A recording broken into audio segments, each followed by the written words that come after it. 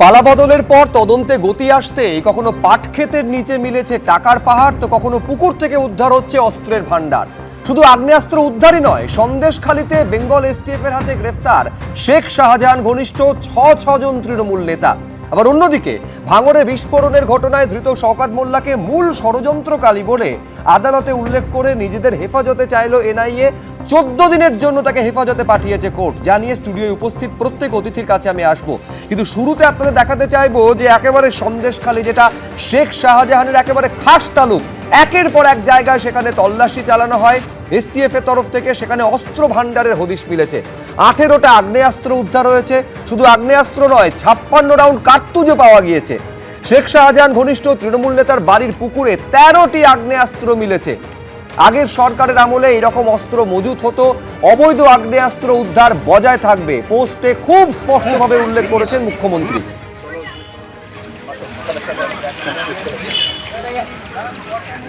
আমরা এই মুহূর্তে সরবেরিয়ার খুব কাছাকাছি রয়েছে, একটা আন্ডার কনস্ট্রাকশন বিল্ডিং। সেখানে এসটিএফ ওয়েস্ট বেঙ্গলের যারা অফিসিয়ালস তারা এখানে তল্লাশি অভিযান চালাচ্ছেন। সরাসরি সেই ছবি আমরা দেখাচ্ছি। ইতিমধ্যেই ডু নট ক্রস রিবন দিয়ে এই বাড়ির পুরো সামনেটা কিন্তু এসটিএফ এর যারা আধিকারিক তারা আটকে দিয়েছেন। ভেতরে কাউকে ঢুকতে দেওয়া হচ্ছে না। বাইরে এসটিএফ এর যারা অফিসার তারা রয়েছেন এবং মাঝে ভেতরে কিন্তু সিজার এবং সার্চের যে প্রসেস সেটা চলছে। এসটিএফ সূত্রে যে খবর পাওয়া যাচ্ছে যে আজকে সকাল থেকে এই আকুঞ্জি এছাড়াও মণিপুর, কুমড়োখালী, সরবেরিয়া, এই বিভিন্ন জায়গায় এসটিএফ এর যারা গোয়েন্দা তারা তল্লাশি অভিযান চালাচ্ছেন এবং বিপুল সংখ্যক অস্ত্র সেখান থেকে রিকভারি করা হয়েছে। মূলত এগুলো প্রত্যেকটা জায়গা হচ্ছে কোনো আইসোলেটেড ল্যান্ড, আশেপাশে খুব একটা বাড়ি নেই, এরকম জায়গাতে এরকম একটা আন্ডার কনস্ট্রাকশন বিল্ডিং, পাশে ভেড়িও রয়েছে এবং এসটিএফ এর আধিকারিকরা, আমি বলবো লোকাল থানার যারা অফিসার তারাও রয়েছেন, যাতে এলাকায় কোনো অশান্তি না হয় এবং বহিরাগতরা কেউ এলাকায় না ঢুকতে পারে। এবং তারই মাঝে এসটিএফ এর তরফ থেকে গোটা জায়গা এইভাবে ডু নট ক্রস রিবন লাগিয়ে দেওয়া হয়েছে এবং ভেতরে এসটিএফ এর আধিকারিকরা রয়েছেন। এখনো পর্যন্ত যেটা খবর পাওয়া যাচ্ছে যে 17টারও বেশি অস্ত্র রিকভারি হয়েছে। এর মধ্যে অনেক অস্ত্র জলের মধ্যে, পুকুরের মধ্যে ফেলে দেওয়া হয়েছিল, সেগুলো রিকভারি হয়েছে। এছাড়াও প্রচুর কার্তুজ, সেগুলোও রিকভারি হয়েছে। কার মদতে এগুলো রাখা হয়েছিল, কেন এগুলো রাখা হয়েছিল, কোন অ্যাসাইনমেন্টে এগুলো ব্যবহার করার পরিকল্পনা ছিল, এগুলোই এসটিএফ এর গোয়েন্দারা জানার চেষ্টা করছেন। একসাথে 3 জায়গায় তল্লাশি অভিযান চলছে এসটিএফ এর। তার মধ্যে একটি হচ্ছে মণিপুর, এটা ধামাখালীর নদী ক্রস করার পর মণিপুর গ্রাম, সেখানে তল্লাশি অভিযান চলছে। এছাড়াও চলছে আকুঞ্জিপাড়া সংলগ্ন জায়গায়, এছাড়া কুমড়োখালী এবং আমরা এখন যেখানে দাঁড়িয়ে রয়েছি সরবেরিয়ার এই আন্ডার কনস্ট্রাকশন বিল্ডিং, সেই নির্মীয়মান বাড়ি যেখানে এসটিএফ এর অফিসাররা রয়েছেন, এর ভেতরেও কিন্তু তল্লাশি অভিযান চলছে এবং এখান থেকেও অস্ত্র রিকভারি হয়েছে। ক্যামেরা শান্তনু দত্তের সঙ্গে ময়ূখ ঠাকুর চক্রবর্তী, এবিপি আনন্দ, কলকাতা। এ নিয়ে মুখ্যমন্ত্রী পোস্ট করেছেন, যে পোস্টে শুভেন্দু অধিকারী লিখছেন যে আইন শৃঙ্খলা পুনরুদ্ধারে আমাদের সরকার প্রতিশ্রুতিবদ্ধ। সন্দেশখালীতে এই অস্ত্র উদ্ধারের ঘটনায় পোস্ট করে মুখ্যমন্ত্রী আরও লিখছেন, একটি বড়সড় সাফল্যের জন্য পশ্চিমবঙ্গ পুলিশকে সাধুবাদ জানায়। এসটিএফ সন্দেশখালীর আশপাশের একাধিক এলাকায় তল্লাশি চালায়, লুকিয়ে রাখা বিপুল অবৈধ আগ্নেয়াস্ত্র এবং গোলাবারুদ উদ্ধার হয়েছে। আগের সরকারের আমলে বছরের পর বছর ধরে এই ধরনের অবৈধ অস্ত্র মজুত করা হতো। সাধারণের মধ্যে আতঙ্ক ছড়াতে নির্মমভাবে তা ব্যবহার করা হতো। এই সংস্কৃতির বিরুদ্ধে রুখে দাঁড়িয়েছিলেন বিজেপি কর্মীরা তারা তাদের প্রাণ বিসর্জন দিয়েছেন। সেই অন্ধকার দিন এখন অতীত। রাজ্য জুড়ে অবৈধ আগ্নেয়াস্ত্র উদ্ধার করার প্রক্রিয়া আমরা অব্যাহত রাখব, বলছেন মুখ্যমন্ত্রী। আমি একেবারে সায়ন্তন বসুর কাছে শুরুতেই আসবো। আমি কয়েকদিন আগে উত্তর 24 পরগনার একটা ছবি দর্শকদের দেখিয়েছিলাম, যেখানে তৃণমূল নেতার বাড়ি থেকে এত পরিমাণে অস্ত্র উদ্ধার হয়েছিল যে ছোটখাটো একটা যুদ্ধের ব্যবস্থাপনা সেটা দিয়ে করা যেত। আর আজকে এই রকম ভাবে সন্দেশখালী, যে সন্দেশখালীতে একেবারে আমরা দেখিয়েছিলাম বারবার কিভাবে শেখ শাহজাহান সন্ত্রাসের রাজত্ব কায়েম করেছিল। 2 বছরেরও বেশি সময় ধরে শান্তনদা শেখ শাহজাহান জেলের ভেতরে রয়েছে, মানে গড়াদের ভেতরে থেকেও সেই সন্দেশখালীতে সমান সন্ত্রাসের দাপট এই তৃণমূল আমলে লাগাতার চালিয়ে গিয়েছে শেখ শাহজাহান। দেখুন, শেখ শাহজাহান বলুন বা আরও যারা আছে ধরনের, তারা শুধু নটোরিয়াস ক্রিমিনাল না, তাদের প্রাইভেট আর্মি আছে। আপনার মনে আছে যে বোধহয় বছরখানেক আগের ঘটনা হবে, এই যখন এই শেখ বা তার একটু বেশি হবে, শেখ শাহজাহান গ্রেপ্তার হওয়ার ঠিক আগে বা পরে এনএসজিকে রোবট আনতে হয়েছিল অস্ত্র উদ্ধারের জন্য। একদম, এনএসজি স্পেশাল তার আধুনিক রোবট সেটা নিয়েছিল ন্যাশনাল সিকিউরিটি গার্ড, যাতে অস্ত্র উদ্ধার করা যায়। সন্দেশখালী বা এই সমস্ত যে এলাকাগুলো আছে এগুলো দুর্গম, প্রায় 5-6টা এখনো দ্বীপ আছে সেখানে, যেখানে ল্যান্ড কানেকশন নেই। প্রচুর পরিমাণে অস্ত্র দীর্ঘদিন ধরে সেখানে মজুত করা আছে এবং থানা জানে, এমন নয় যে থানা জানে না। 2019-18 থেকে 2025-26 অবধি যত এসপি ওখানে হয়েছে, একমাত্র ওই কঙ্কর প্রসাদ বাড়ুইকে বাদ দিলে, আমি একদম ক্যামেরাতে আপনাদের সামনে বলছি, টিভি চ্যানেলে বলছি, কঙ্কর প্রসাদ বাড়ুইকে বাদ দিলে সমস্ত এসপি শাহজাহানের কথায় চলতো। তারা জানতো কোথায় অস্ত্র রাখা আছে, লোকাল থানা জানতো কোথায় অস্ত্র রাখা আছে, এবং এখনও থানার অফিসাররা জানে কোথায় অস্ত্র রাখা আছে।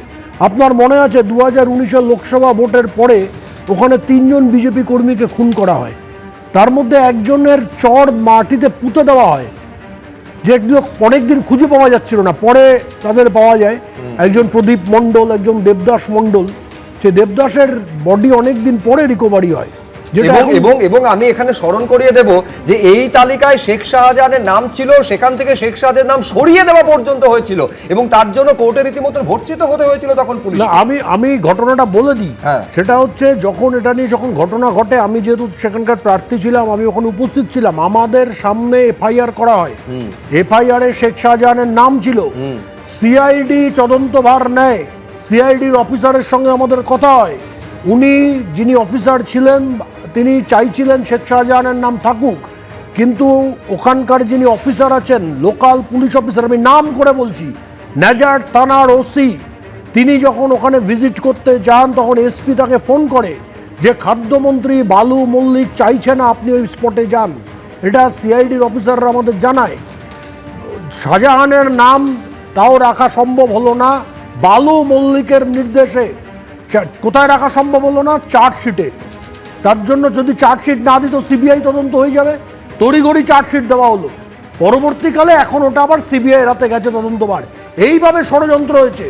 এসপিরা যুক্ত, তৎকালীন খাদ্যমন্ত্রী বালু মল্লিক যুক্ত, তৃণমূলের নেতারা যুক্ত, এরা মিলিতভাবে ওখানে শাহজাহানকে রেখে ব্যবহার করেছে শুধুমাত্র বিজেপি কর্মীদের খুন করার জন্য এবং গণতন্ত্রকে ধ্বংস করার জন্য। প্রচুর অস্ত্র আছে। 17টা কি বলছেন না 13টা বলছেন আপনারা? আমি তো বলছি 1700 অস্ত্র বেরোবে।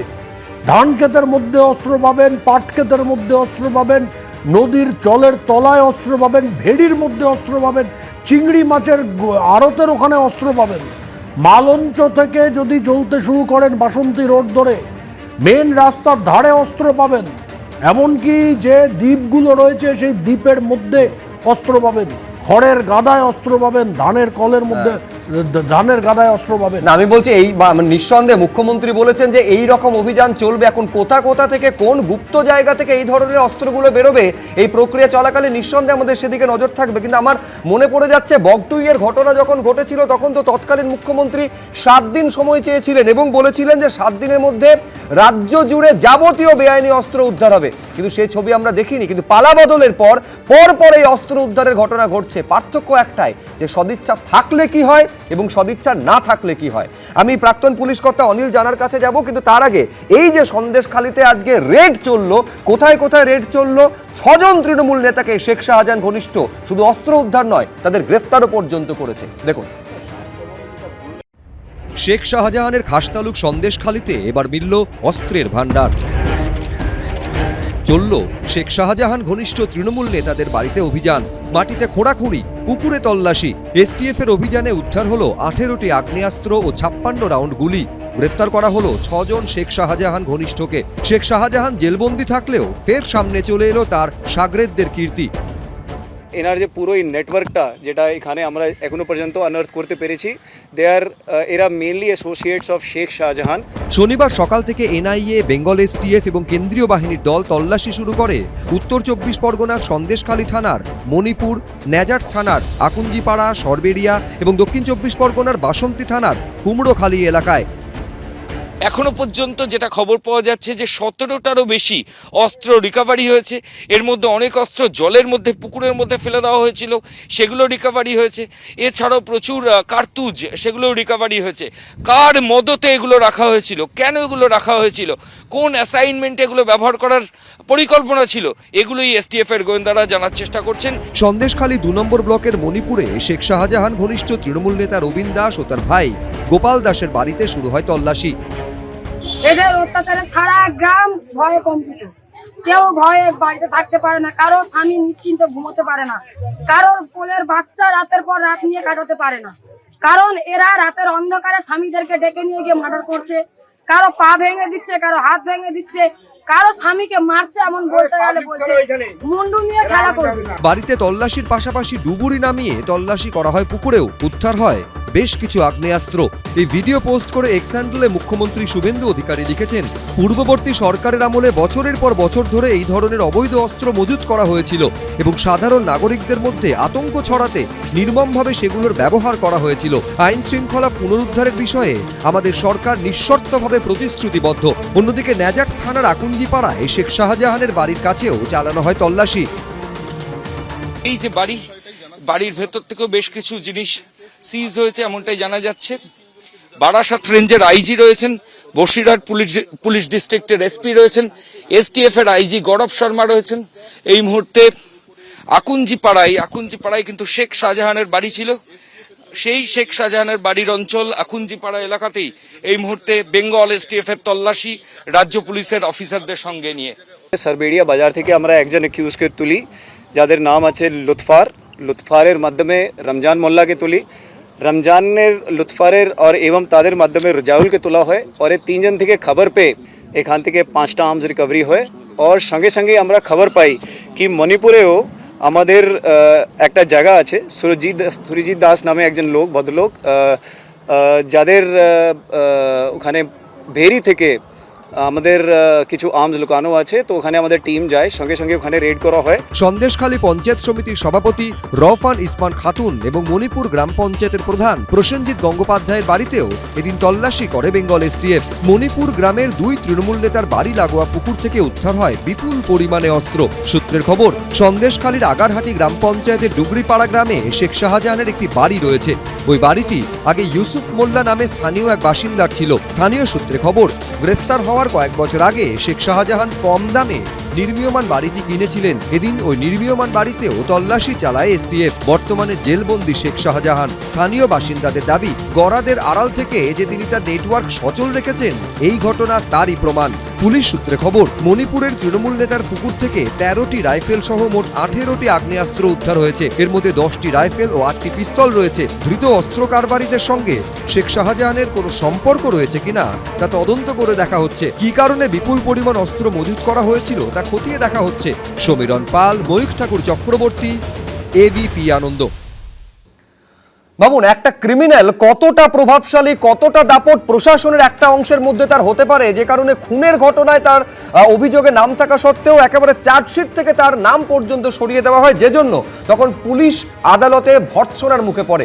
শুধু তাই নয়, আমি অনিল জানাকে মনে করিয়ে দেবো, এই শেখ শাহজাহানের বিরুদ্ধে যখন সাক্ষী দেওয়ার মতন পরিস্থিতি তৈরি হয়েছিল, সেই সাক্ষীকে পর্যন্ত ভোলানাথ ঘোষের কথা মনে আছে আপনার অনিলদা, রাস্তা থেকে সরিয়ে দেওয়ার, প্রাণে মেরে ফেলার পর্যন্ত চেষ্টা হয়েছিল। তার ছেলে মারা গেছিল, গাড়ির চালক মারা গেছিলেন। দেখুন, বারবার বলে এসেছি, ক্রিমিনালাইজেশন ইন পলিটিক্সে ছিল। কেউ প্রত্যক্ষভাবে রাখতেন, কেউ পরোক্ষভাবে রাখতেন, পরে ডিজন করতেন। কিন্তু গত 1 দশকের বেশি ক্রিমিনাল কন্ট্রোল পলিটিক্সটা হয়ে গেছিল। পলিটিক্সটাই ক্রিমিনালরা কন্ট্রোল করত। আর ক্রিমিনাল কন্ট্রোল পলিটিক্স, ক্রিমিনালকে আর ভয় পাবে কেন? এই যে নামগুলো বলছেন, জাহাঙ্গীর, শাহজাহান, আওরঙ্গজেব, এইসব, এরা অস্ত্র রাখবে না তো কী রাখবে? এরা কি আপনার তুলসী পাতা রাখবে চণ্ডীপাঠ করার জন্য? আপনি গভর্নমেন্ট স্পন্সর্ড ভ্যান্ডালিজম বা এই ধরনের যদি টেরোরিজম চলে, তাতে এই জিনিস আপনি খাগড়া করে দেখুন না, এনআইএ না গেলে আমরা জানতে পারতাম ওখানে সকেট থেকে আর ওই ধরনের জিনিস রয়েছে। এবং ওরা যে বাংলাদেশি এদের সঙ্গে, টেরোরিস্টদের সঙ্গে যোগাযোগ, এনআইএ না গেলে বলে গ্যাস সিলিন্ডারের থিওরি দিয়েছিল। আপনি নৈহাটিতে দেখুন, বোমা বানাতে গিয়ে বাস্ট করে 5 জন মারা গেলে না না, আমি বলছি এতে অবাক হওয়ার কিছু নেই যে ক্রিমিনালরা বোম লুকিয়ে রাখবে। আমি বলছি সেইখানে তো হচ্ছে পুলিশের অ্যাকশন, পুলিশ অ্যাকশন নিচ্ছে না শুধু নয়, আমি দর্শকদের স্মরণ করিয়ে দেব যে যখন শেখ শাহজাহানকে দিনের পর দিন খুঁজে পাওয়া যাচ্ছিল না তৎকালীন ডিজিপি যিনি ছিলেন রাজীব কুমার, তিনি শুধু গেছিলেন শুধু নয়, বর্তমানে যিনি এখন রাজ্যসভায় তৃণমূলের সাংসদ, তিনি রাত্রে সেখানে ছিলেন পর্যন্ত, কিন্তু তারপরেও শেখ শাহজাহানকে খুঁজে পাওয়া যায়নি। না পাবে কি করে? আপনি যেখানে রাজ্যের তৎকালীন মুখ্যমন্ত্রী ওপেন বিধানসভায় শেখ শাহজাহান কি করেছে, ওর নাম শাহজাহান বলে ওকে ধরা হবে? এই ধরনের সাম্প্রদায়িক কথাবার্তা যদি কেউ বলতে পারেন তাহলে কার ঘাড়ে মাথা আছে শেখ শাহজাহানকে ধরবে বলুন তো? আর দ্বিতীয় কথা, এগুলো করবে না কেন? এরা আজকে একজন, আমি বারবার আপনাদের চ্যানেলে বলেছি, বিভিন্ন চ্যানেলে বলেছি, এমন একটা পরিস্থিতি হয়েছিল পুলিশ অ্যাডমিনিস্ট্রেশনটা একেবারে কবরে পাঠিয়ে দিয়েছে, সিভিল অ্যাডমিনিস্ট্রেশনকে পর্যন্ত। আমি আপনাদের এখানে বলেছিলাম WBCS অর্ধেক হচ্ছে আপনার কেয়ার অফ নবান্ন, তার নমুনা আপনি দেখেছেন পঞ্চায়েত নির্বাচনের হাইকোর্টে গিয়ে, মহামান্য আদালতে গিয়ে একজন বিডিও কি বলছেন, ম্যাম ম্যাম ম্যাম ম্যাম করছেন। ইজ এর ভিডিও? এনারা তো এডিএম হবেন, ডিএম হবেন। প্রশাসনটা কোথায় যাবে আগামী 30 বছর বুঝতে পারছেন যদি চালানো না হয়। এবং দ্বিতীয় কথা হচ্ছে আপনার এই জিনিসটা হয়েছে প্রশাসনের মধ্যে। আর আমি বারবার একটা কথা বলেছি, আজকে পুলিশ অ্যাডমিনিস্ট্রেশন যেটা সাব ইন্সপেক্টর কাজ, আমরা বড় বড় গন্ডগোলের যেখানে এনকাউন্টারে ভয় থাকতো সেখানে আমরা নিজেরাই যেতাম। এখানে ডিজিকে যেতে হচ্ছে দারোগার কাজ করতে। প্রশাসনটা কোথায় নেমেছে? 5 দিন ধরে উনি থাকবেন। আপনি খাগড়া করো এখানে কেন আপনি বলুন, ওই যেখানে মানলো ওই শমশেরগঞ্জে 4 দিন ধরে পুলিশ যায়নি কোনো, মানে ওই ফ্র্যান্টিক্যালি ওরা ফোন করছেন আমাদের স্কেয়ার্ডে, আমাদের মেয়ের 2 জন বাবা ছেলেকে কেঁপে দিচ্ছে। এমএলএ এসে দেখলেন ঠিকভাবে লুটপাট হচ্ছে কিনা হিন্দুদের বাড়িগুলো। 4 দিন পরে এখান থেকে ডিজি গেলেন, তারপরে ওগুলো ধরা হলো। ওখানে বললেন বাংলাদেশ থেকে এসে লোকেরা করে গেছে, পরে ধরা পড়ে, যদি সত্যিকারে ধরা পড়ে থাকে তারা এখানকার লোক। না আমি বলছি এটাই হচ্ছে পার্থক্য, যে 4 তারিখের আগে কি ছবি ছিল, 4 তারিখের পরে কি ছবি হচ্ছে। মানে যে পুলিশের উপস্থিতিতে কার্যত উপস্থিতিটা নীরব উপস্থিত থাকছেন, কিন্তু তারা নিষ্ক্রিয় থাকছেন। পুলিশের উপস্থিতিতে খোলা হাতে মানে আর্মস ব্র্যান্ডিশ করে কার্যত দুষ্কৃতী রাজ চালিয়ে যাচ্ছে তারা। অথচ সেই পুলিশে 4 তারিখের পর তারা পরপর এই সমস্ত অস্ত্র উদ্ধার করছে, পরপর ধরপাকড় করছে। আমি বলছি এখানেই সদিচ্ছার পার্থক্য। ওপর থেকে যদি কড়া নির্দেশ থাকে এবং পুলিশকে যদি ফ্রি হ্যান্ড দেওয়া হয়, কি হতে পারে সেটা কিন্তু একের পর এক দেখা যাচ্ছে। আমি এইখানে রাজাগোপাল ধর চক্রবর্তীর কাছে আসবো, কিন্তু তার আগে আমি বলছিলাম 6 জনকে পুলিশ গ্রেফতার করেছে, যাদের মধ্যে অন্যতম হচ্ছে রমজান শেখ। স্থানীয় বাসিন্দারা বলছেন এই রমজান শেখের আশ্রয়ে লুকিয়েছিলেন শেখ শাহজাহান। দেখুন, শাহজাহান শেখ, সন্দেশখালী শাহজাহান শেখকে যখন ইডি ধরেছিল, তখন ইডি ধরার পরে ধরতে পারেনি, ইডিকে হামলা করার পরে রমজান মোল্লার বাড়িতে এসে শাহজাহান শেখ কিছুদিন শেল্টারও নিয়েছিল, এবং ওখান থেকে কোনো অস্ত্র আচার বলো আগ্নেয় অস্ত্র নিয়ে এসে এখানে রাখতো। প্রধানের স্বামী রমজান মোল্লা টিএমসি দল করত, এ গরিব মানুষ, খেটে খাওয়া মানুষের উপরে অত্যাচার করতো, মেশিন বোম নিয়ে গিয়ে মারধর করতো, জোর করে ঘেরি লিজ দিত না, জোর করে জমি কেড়ে নিত। এরা এইসব র্যাকেটগুলো চালাতো শাহান শেখের নেতৃত্বে। শাহান শেখ বলতে সন্দেশখালী শাহান শেখ খুব ঘনিষ্ঠ রমজান মোল্লা। মানে এ কি অস্ত্র ব্যবসা করতো? অস্ত্র ব্যবসা করতো অতটা আমরা বলতে পারছি না, কিন্তু ও বড় র্যাকেটের সাথে জড়িত আছে। আমি শুধু দর্শকদের একবার মনে করিয়ে দেব যে এর আগে যখন সন্দেশখালীর একটা সময় বিধায়ক ছিলেন নিরাপদ সর্দার, তিনি বারবার বলেছিলেন যে এলাকা ছেড়ে কিন্তু শেখ শাহজাহান বেরোয়নি, যদি পুলিশ ঠিকমতো খোঁজ করে এলাকা থেকেই পাওয়া যাবে। ঘটনাচক্রে সন্দেশখালী থেকে কিছুটা দূর মিনাকা থেকে পাওয়া গেছিল, কিন্তু 55 দিন মাঝে সময়টা পেরিয়ে গিয়েছে। আদালত যেদিন বললো যে সিবিআই বা পুলিশ যে কেউ গ্রেফতার করতে পারবে, পরের দিনই পুলিশ গ্রেফতার করলো। কিন্তু আমি বলছি রাজাগোপাল বাবু, আমাদের আশঙ্কাটা অন্য জায়গায়। ধরুন যদি পরিবর্তনটা 4 তারিখে না হতো, এই অস্ত্রগুলো যেগুলো লুকিয়ে রাখা ছিল সেগুলো কোন কাজে ব্যবহার হতো, কোন দিকে যেত রাজ্যের আইন শৃঙ্খলা? হ্যাঁ দেখুন, মানে যে অস্ত্রগুলো আপনারা দেখাচ্ছেন, বা সায়ন্তন ওখানকার প্রার্থী ছিল, সে বলছে কয়েকশো তার গুণ বেশি অস্ত্র সেখানে নাকি রাখা ছিল। তো স্বাভাবিকভাবেই বোঝা যাচ্ছে যে অস্ত্র ওরা যখন যদি সরকারে ছিল, পুলিশ তো ওদের হাতে ছিল, সুতরাং যে কাজটা করতে হবে পুলিশকে নিয়ে গেলেই হতো। কিন্তু অস্ত্রটা কেন রেখেছিল এটা ভাবা দরকার। তার মানে এমন কিছু কাজ করতো যেখানে হয়তো পুলিশকে হয়তো পাওয়া যেত না। এই অস্ত্রগুলো একদিকে মানে ভয় দেখানো, যে তোমার জমি দিয়ে দাও, এইগুলো তো নিঃসন্দেহে জমি বা পুকুর টুকুর কেড়ে নেওয়া, এগুলো তো ছিলই। আমার আশঙ্কা বর্ডার এলাকা, এই অস্ত্রগুলো কি কোনোভাবেই মানে এই এলাকাগুলোকে মুক্ত এলাকা বলে মানে কোনো পরিকল্পনা ছিল এগুলো নিয়ে? না, এর ভাবা দরকার যদি যে কটা অস্ত্র পাওয়া গেছে, সাধারণ মানুষকে ভয় দেখাতে গেলেই তো অ্যাসল্ট রাইফেল তো দরকার লাগে না। সাধারণ মানুষ সামান্য একটা ছুরি কাজিতেই ভয় পেয়ে যায়, আর সেখানে যাদের ভয় দেখাতে হবে। এই যখন অস্ত্র এতগুলো ধরা পড়ছে, পুকুরের মধ্যে রেখে দিয়েছে, আরও উদ্ধার হবে, তো এটা তো আপনি যেটা বলছেন, সদিচ্ছা তো দেখুন পুলিশের সদিচ্ছা ছিল না, ধরতে চাইনি, এটা তো সত্যি কথা। কিন্তু আমার যেটা আরও মনে হয় যে তৃণমূলের যেভাবে ঘর ভাঙছে, তারপরে ওরাই খবর দিচ্ছে, কেননা এই পুকুরে কি পড়ে আছে আপনার সদিচ্ছা থাকলেও আপনি জানবেন কি করে পুকুরের তলায় কি আছে, কেউ যদি খবর না দেয়। লোকাল ইনপুট নিঃসন্দেহে এই ভাঙনটাই তো কাজে দিচ্ছে, ভয় পাচ্ছে আমি যদি খবর না দিই হয়তো আমি বিপদে পড়ি, তার ফলে সে খবরগুলো দিচ্ছে। কিন্তু আমার চিন্তা আরও গভীরে যে এই অস্ত্রগুলোর পারপাসটা কিছু, সামান্য গরিব মানুষকে ভয় দেখাতে গেলে তো এইসব অস্ত্র তো লাগে না, এগুলো তো মুক্তির করতে গেলে এইসব অস্ত্র লাগে, কাশ্মীর টাইপের আন্দোলন করতে গেলে লাগে। বাংলাদেশের সঙ্গে সংযুক্তি কি এ ধরনের পরিকল্পনা ছিল? বাবার ব্যাপার। কিন্তু এগুলো হ্যাঁ, যাই হোক, এনআইএ তদন্ত করছে, অন্য যারা তদন্ত করছে তারা এনআইএ তো এসেছিল, ও রোবট নিয়ে এসেছিল, কি পেয়েছে আমার জানতে পারলাম না, তাই না? কিন্তু এখন পাওয়া যাচ্ছে কি করে? একটা অত্যন্ত গুরুত্বপূর্ণ দিক এখানে আলোচনার মধ্যে দিয়ে তুলে দিচ্ছেন রাজগোপাল বাবু, সেটা হচ্ছে একেবারে যেহেতু বাংলাদেশের সীমান্তবর্তী এলাকা, এই অস্ত্রগুলো শুধু কি স্থানীয় বাসিন্দাদের ভয় দেখানোর কাজে লুকিয়ে রাখা হয়েছিল, নাকি একটা অত্যন্ত উদ্বেগের জায়গায় অত্যন্ত বড় একটা দিকে এই গোটা বিষয়টা নিয়ে যাচ্ছে? নিঃসন্দেহে সেদিকে একটা আলোচনা এবং তদন্ত সেদিকে যাবে বলেই মনে হয়। দেখুন, ত্রাসের রাজত্বের কথা হচ্ছিল, জেলের ভেতরে থাকলেও উত্তর 24 পরগনার সন্দেশখালীতে দিনের পর দিন ত্রাসের রাজত্ব যেভাবে শেখ শাহজাহান চালিয়ে গেছে, ঠিক একইভাবে দক্ষিণ 24 পরগনার ক্যানিং বা জীবনতলায়, শওকত মোল্লায় একইভাবে ত্রাসের রাজত্ব চালিয়ে গেছে। আমি একটা বিরতি থেকে ফেরার পর আপনাদের দেখাবো এই শওকত মোল্লাকে গতকাল গ্রেফতার করা হয়েছে, কোথা থেকে কিভাবে গ্রেফতার করা হলো এবং কিরকম ভুরি ভুরি অভিযোগ, একটা দুটো নয়, ভুরি ভুরি অভিযোগ তার বিরুদ্ধে সামনে আসছে। দেখাবো, বিরতি থেকে ফিরে আলোচনা চলবে।